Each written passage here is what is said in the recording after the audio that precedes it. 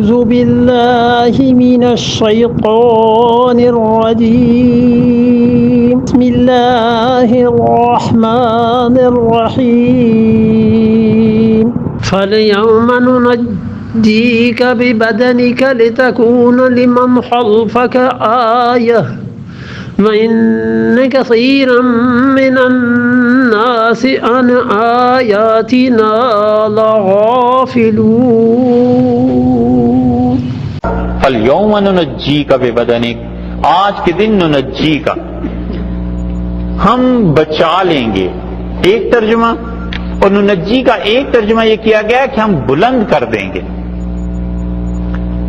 غالباً بنی اسرائیل کو یقین نہیں آیا کہ فرعون مارا گیا، فرعون غرق ہو گیا۔ غالباً مفسرین نے اگرچہ یہ روایت لکھی ہے تو موجیں جو تھیں سمندر کی انہوں نے اس کی لاش کو اٹھا کر باہر پھینک دیا، کسی اونچے ٹیلے پر پھینک دیا۔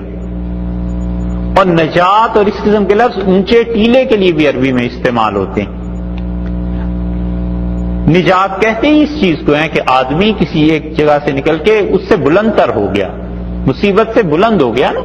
فَالْيَوْمَ نُنَجِّيكَ، آج کے دن ہم ٹیلے پر پھینک دیں گے، بلند کر دیں گے، بِبَدَنِكَ، تیرے جسم کو، یعنی یہ تیرے جسم کو نجات دے دیں گے۔ ایک تو ترجمہ یہ ہوا، اس کے مطابق تو بات ٹھیک ہو گئی کہ اللہ نے اس کے جسم کو کہیں اوپر پھینک دیا، بنی اسرائیل نے دیکھ لیا کہ یہ فرعون تھا، مر گیا۔ اور دوسری بات کہ ہم نجات دے دیں گے تیرے جسم کو، لِتَكُونَ، تاکہ یہ بن جائے، لمن خلفک، وہ جو تیرے پیچھے آئیں گے، آیتن، یہ عبرت کی نشانی بن جائے۔ آیا کا لفظ استعمال کیا ہے اللہ نے، اور یہاں آیت سے مراد عبرت کی نشانی بن جائے، ہم اس کو ایسا بچائیں گے کہ تو عبرت کی نشانی ہوگا پچھلوں کے لیے۔ تو پھر ایک اس کی تفسیر یہ بھی ہے کہ اللہ نے واقعی اس کے جسم کو بچا لیا، اور یہ تفسیر کئی صدیوں تک مفسرین کے سامنے نہیں آئی، بس وہ وہی ترجمہ اور تفسیر کرتے رہے جو پہلی تھی کہ خدا نے اس کے جسم کو کسی اونچی جگہ پہ ڈال دیا اور بنی اسرائیل نے دیکھ لیا۔ 1907 میں یا 1905 میں جا کر یہ فرعون نکلا، اس کے آثار برآمد ہوئے اور اس کی پوری تاریخ لکھی گئی کہ یہ وہی فرعون تھا جو سیدنا موسیٰ علیہ السلام کے زمانے میں تھا۔ اگرچہ اس کے خلاف بھی بعض لوگوں نے لکھا، مولانا فاخر صاحب تھے ایک الہ آباد کے، انہوں نے ایک رسالہ بھی لکھا تھا کہ یہ وہ فرعون نہیں ہے۔ خیر مولانا کی تو بات اور تھی، لیکن بہرحال اکثریت اسی طرف گئی کہ یہ وہی فرعون ہے۔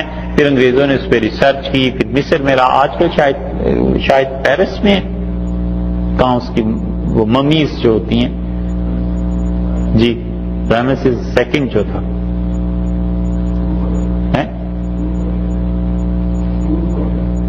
کہاں ہے؟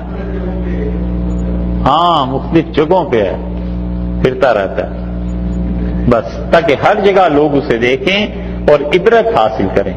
اللہ نے فرمایا، ہم نے اس سے کہا کہ ہم تیرا جسم آج بچاتے ہیں تاکہ تیرے بعد آنے والے تجھے دیکھیں اور عبرت حاصل کریں۔ تو واقعی عبرت کی چیز ہے، اتنی بڑی سلطنت، اتنی بڑی حکمرانی، ہوا پھر کیا؟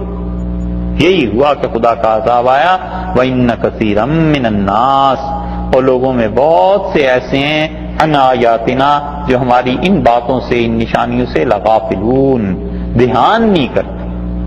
دھیان کریں، سوچیں کہ کس طرح خدا کی گرفت آ جاتی ہے۔